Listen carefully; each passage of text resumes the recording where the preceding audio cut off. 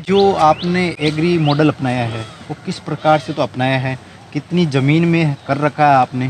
क्या-क्या पशुपालन है? सबसे पहले तो मैंने जैतून का बगीचा लगा रखा है, फिर खजूर का बगीचा लगा रखा है।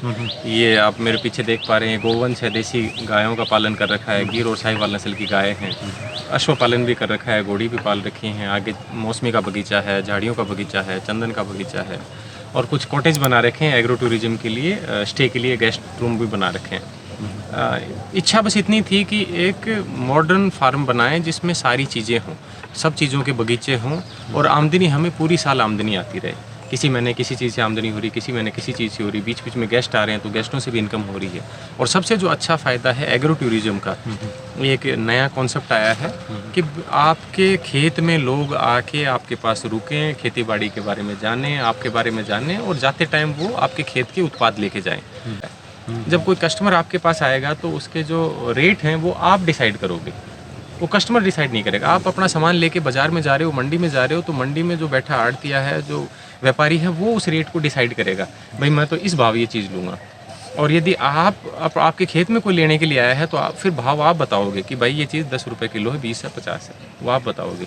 हाँ। तो इसका एक अच्छा फ़ायदा ये मिलता है किसानों को, एक तो नए नए लोगों से जुड़ने का मौका मिलता है, दूसरा उनका जो प्रोडक्ट है वो प्रोडक्ट ईजिली बिक जाता है, अच्छी रेट में बिक जाता है।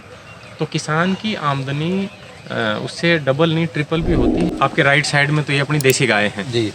तो इसमें गाय खुली रहती हैं, बस इनको सुबह शाम दूध निकालते हैं, उस टाइम बांधते हैं, बाकी खुली रहती हैं ताकि इनको पूरे दिन खुली रहती है, इनको भी फ्रीडम मिले, ये भी अपनी मर्जी से रहें, अपने उससे रहें। और गाय ज़रूरी इसलिए हैं कि अपने खेत में जो गोबर की खाद है उसकी पूर्ति कर सकें। भाई पौधों में कहाँ से डालेंगे, उसमें केंचुआ खाद बनाते हैं, उसमें मदद मिलती है। साथ में वही है, गाय बिना तो खेती गाय बिना खेती संभव नहीं। प्राकृतिक खेती करनी, जैविक खेती करनी है तो गाय का बहुत बड़ा महत्व है। दूसरा, घर पे खाने के लिए अच्छा दूध मिल जाता है। तीसरा, हमारे पास जो गेस्ट आते हैं उनको खिलाने के लिए दूध, दही, छाछ सब मिल जाती है। चौथा, जो इसका लास्ट बाय प्रोडक्ट बचता है, घी तैयार करते हैं, वो घी हम हमारे गेस्ट हैं वो लेके चले जाते हैं। 2000 रुपये लीटर हमारा घी जाता है। तो गाय हमें कमा के दे रही हैं, हम गायों को नहीं खिला रही, ये हमें खिला रही है। मतलब हम गायों को नहीं पाल रहे, हमें हाँ, ये हमें पाल रही हैं हर तरह से, हमारे पेड़ पौधों को पाल रही हैं खाद के रूप में, हमें दूध दही खिला के पाल रही हैं हर तरह से। तो कोई भी यदि किसान भाई अपना फार्म बनाना चाहता है तो गौ पालन जरूर करे, वो बहुत ज़रूरी है। गौ माता के बिना तो जीवन नहीं है। अच्छा, आपने बताया गौ पालन करना जरूरी है, तो ये आपने कौन कौन सी नस्लें चुनी? मेरे पास गिर और साहिवाल नस्ल की गाय। ये क्यों चुनी आपने? अपने एरिया को देखते हुए, पहली बात तो इंडिजियस ब्रीड, भारतीय नस्ल की देसी गाय हैं, वो ज़रूरी हैं। देसी गायों का पालन करोगे तो ही प्राकृतिक खेती आप कर सकते हो। इनमें भाव होता है, मातृत्व होता है और बहुत दिव्य शक्तियाँ भी होती हैं, अलौकिक शक्तियाँ होती हैं जो पॉजिटिविटी फैलाती हैं, स्प्रेड करती हैं, जिसमें आप कोई भी चुन सकते हो। थार पारकर भी चुन सकते हो, राठी भी चुन सकते हो, नागौरी भी चुन सकते हो, हरियाणा नस्ली गाय भी चुन सकते हो। तो ऐसे बहुत सारी होनी चाहिए भारतीय नस्ल की देसी गाय। जितने भी भारतीय नस्ल की गाय हैं वो चुननी चाहिए।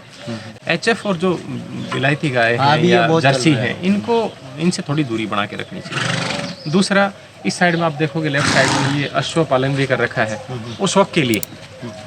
अश्व पालन के भी एक अपना महत्व है। हम हर चीज़ का पावर किससे नापते हैं? Horse power. क्यों नहीं बोलते एलिफेंट पावर, कैमल पावर या राइनो पावर, क्यों नहीं बोलते? हॉर्स पावर क्यों बोलते हैं? अश्व शक्ति का प्रतीक, गाय भक्ति का प्रतीक है।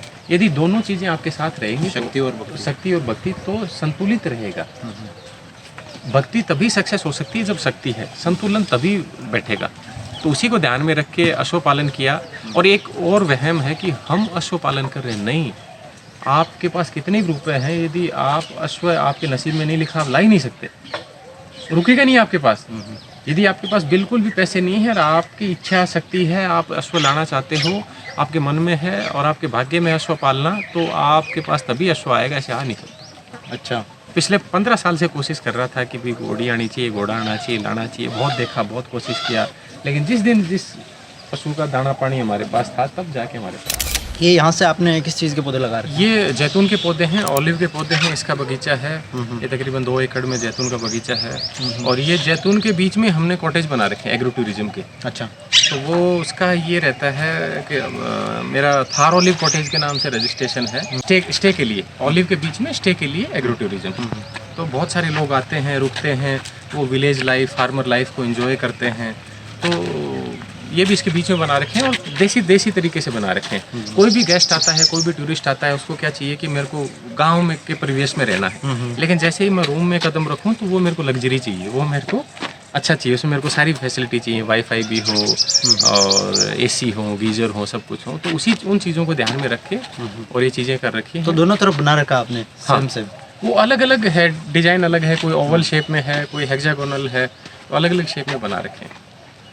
इस तरफ भी बना रखा है। ये डाइनिंग हॉल है, किचन है, ये वॉशरूम है। तो ये इधर हेक्सागोनल शेप में कॉटेज हैं, उस साइड में ओवल शेप में कॉटेज।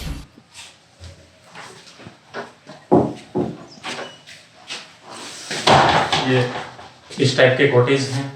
इसका भी उद्देश्य ये है कि कोई यहाँ पे सोए, बेड पे सोए तो उसको सामने प्रकृति का नजारा दिखाई दे। पूरा शीशा लगा रखा है, बड़ा टफन ग्लास लगा रखा है, एक एक्स्ट्रा बेड भी दे दिया, साथ में बच्चे आए तो वो भी सो सकते हैं, बैठ सकते हैं, सोफे का भी काम करता है।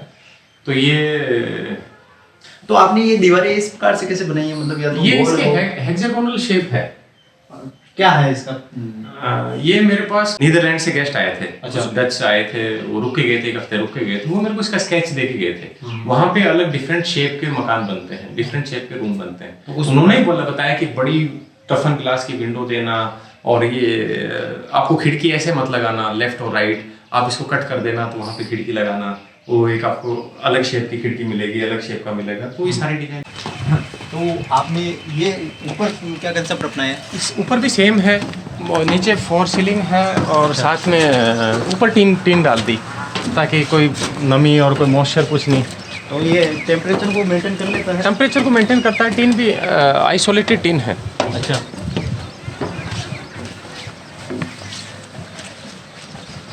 बालकनी भी दी आपने? हाँ, यहाँ बैठने के लिए बालकनी दिया, चेयर लगा के बैठ भी सकते हैं, पूरा नेचर का नज़ारा। वो लग रखी है चेयर उस तरह? हाँ, उस साइड में चेयर लगा रखे हैं।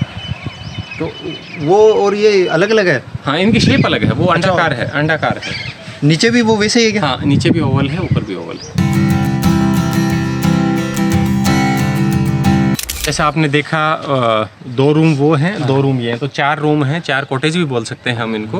तो ये सेपरेट इनके वॉशरूम सेपरेट हैं, सब में चारों में एसी है, वाईफाई है, सारी चीज़ें हैं। तो लोग आते हैं, फार्मर लाइफ का एंजॉय करते हैं, देखते हैं, सुबह शाम घूम के सारा अपना रुकते हैं यहाँ। उनका देसी खाने पीने की से लेके सारी सुविधाएँ हैं। एक अपना आगे फार्म है, उसमें ऊँट है, अपने यहाँ पे घोड़ियाँ हैं। तो हॉर्स राइडिंग, कैमल राइडिंग करना, देसी गायों का दूध पीना, देसी जो भी अपने फार्म में लगा हुआ वो खाना पीना सबका एंजॉय करते हैं। और 1 दिन 2 दिन रुक के वीकेंड पे आते हैं हम ज़्यादातर लोग, तो वो 1 दिन 2 दिन रुक के चले जाते हैं। एग्रो टूरिज्म में तो चाहता हूँ कोई भी समर्थ किसान है उसको ज़रूर अपनाना चाहिए। ये बहुत आने वाले समय में बहुत फ़ायदे का सौदा है। मैंने तो मेरे खेत के मेंबर बना रखे हैं, मेरे फार्म के तकरीबन 250 के आसपास मेंबर हैं। तो वो मेंबर भी मेरे पास आते रहते हैं कि भी हाँ ठीक है, ये अपना फार्म है। मेंबरशिप देने से ये महसूस होता है अगले को कि हाँ यार, मैं इस फार्म का हिस्सा हूँ, इस फार्म का मतलब ये फार्म मेरा भी है। तो कभी भी आ सकता है। हाँ, कभी।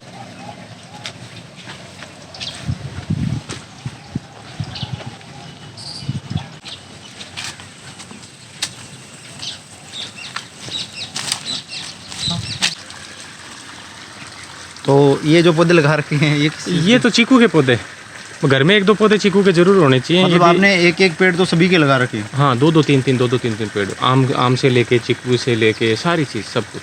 अच्छा। शायद ही कोई ऐसा फल का पेड़ है जो नहीं अवेलेबल है। बाकी कोशिश है सारी।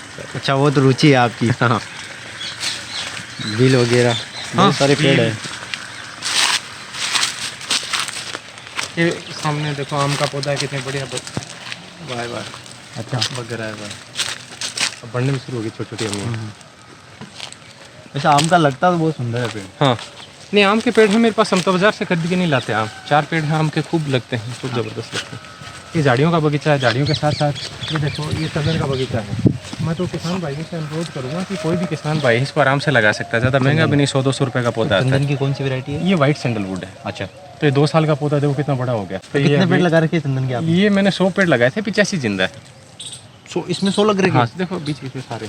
हाँ, आपके बीच बीच। और ये कौन सी बेर की कौन सी वैरायटी है? बेर की मेरे पास ग्रीन एप्पल बेर है, बाल सुंदरी है और कश्मीरी एप्पल बेर है, 3 वैरायटी। अच्छा। अनार को सिंदूरी। अच्छा, कितने पेड़ है अनार के?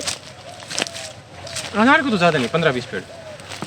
मैं फल खरीदना वो नहीं पड़े, बाहर से नहीं लाना पड़े। अच्छा। अपना खुद का ही हो जाए। इसकी तो पत्तियाँ भी बिकती है शायद। हाँ, हमारे घर बेचते हैं अपने, तो इसी में डिकम्पोज हो जाती हैं। नहीं, चंदन की जो ये कॉस्मेटिक वगैरह, हाँ, चंदन की पत्तियाँ जाती हैं। अभी इनकी प्रूनिंग करेंगे, जैसे देखो कितना बड़ा हो रखा है इसकी, ये बड़ा इसकी प्रूनिंग करेंगे, कुछ टहनियाँ काटेंगे। हाँ, तो उन टहनियों काट के रखेंगे। ये तो ऑनलाइन भी बिकती है, छोटी छोटी समीधर बिकती है, ऑनलाइन बिकती है। ये सारे इधर चंदन के ही क्या? हाँ, ये सारे चंदन की। अच्छा। और बेर की कितने पेड़ लगा रखे हैं आपने? लग भी रखे हैं? बेर के 200 पेड़ हैं। आके देख सकते हैं? हाँ, आराम से।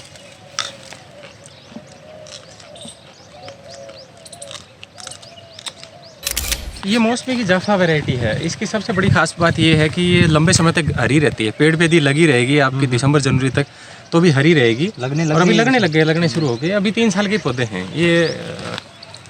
अपना इजराइल और हरियाणा सरकार का एक प्रोजेक्ट है, वहाँ से ये पौधे प्राप्त किए थे मैंने। कितने पौधे हैं? ये मेरे पास 250 पौधे मौसमी के। हाँ। तो एक बार फर्स्ट बार नहीं ली ना भी? नहीं, पिछली बार को एक एक दो लगी थी, इस साल ज़्यादा लगी। और इनके बीच में इंटरक्रॉपिंग कर रखी है, तरबूज की क्रॉप लगा रखी है। आप देख रहे हैं तरबूज की क्रॉप है, तो ये अभी फूल आने शुरू हो गए, तो ये भी जल्दी फल देने लग जाएगी। तो दोनों काम हो जाते हैं। बगीचा का बगीचा तैयार हो रहा है, बीच में अपने तरबूज की फसल आती है। ये एक जायद क्रॉप है, तो ये जायद क्रॉप को नॉर्मली कैश क्रॉप भी बोलते हैं। कि हमारे पास जब में ऐसे टाइम पे पैसे आते हैं जिस टाइम में और कोई फसल नहीं होती, तो ये भी अच्छी रेट में बिक जाते हैं। खा के ना लो, जहाँ लोगों को खा के। तो कोशिश ये थी कि भी अपन सारी चीज़ों के पौधे लगाएं, सारी चीज़ों के बगीचे लगाएं जो यहाँ पे अवेलेबल हो सकते हैं। बगीचे से 2 फ़ायदे हैं, इनकम भी ज़्यादा रहती है, कमाई ज़्यादा होती है। साथ साथ में एक फ़ायदा ये है, कम पानी में भी हम बगीचों को तैयार कर सकते हैं। भाई बगीचे में तो 4 बाई 4 का खड्डा होगा, इतनी दूर में पानी देना है। बाकी क्रॉप में तो पूरी ज़्यादा दूर में पानी देना पड़ता है। तो ये सोच के ये खजूर के बगीचे हैं। खजूर भी बहुत अच्छी इनकम भी बहुत अच्छी देता है, और बहुत विषम परिस्थितियों में भी सर्वाइव कर जाता है, जिंदा रहता है। मंशा एक ये भी थी कि एग्री टूरिज्म में मेरे पास जितने भी मेहमान आए, उनको एनी टाइम में कोई ना कोई फल मिले, कोई ना कोई खाने के लिए कुछ ना कुछ अवेलेबल होना चाहिए। तो ये सोच के लगा, ये खजूर का बगीचा है आपके सामने दिख रहा है।